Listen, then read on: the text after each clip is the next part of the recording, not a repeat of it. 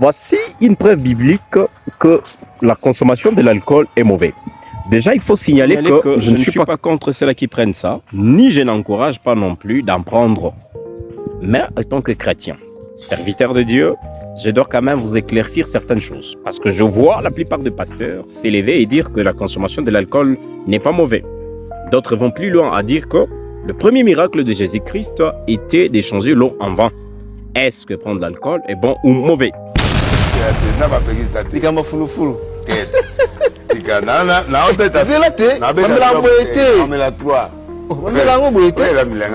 Consultons la Bible.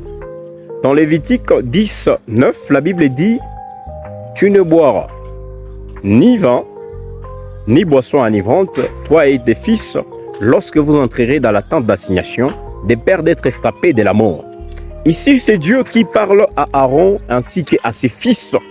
Il les interdit de prendre l'alcool, de peur de mourir. Mais lorsque nous lisons dans 1 Corinthiens 3,16, la Bible nous dit ceci.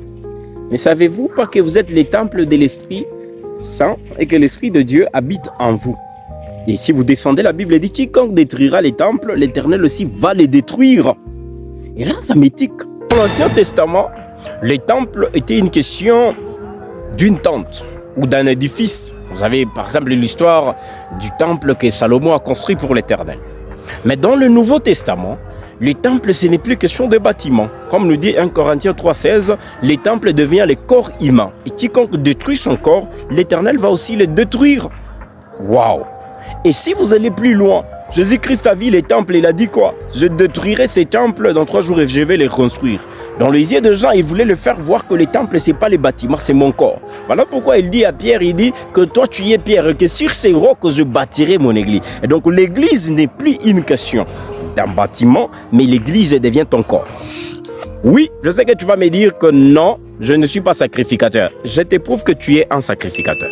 Apocalypse 1, le verset 6, la Bible dit ceci. Et qui a fait de nous un royaume de sacrificateurs pour Dieu son Père. À lui soit la gloire, la puissance pour des siècles et des siècles. Qui nous montre que Jésus-Christ a fait de nous tous un royaume de sacrificateurs pour Dieu son Père. Donc ce n'est pas une bonne chose de prendre l'alcool. Parce que si l'alcool était bonne, ne devait pas avoir pour punition la mort.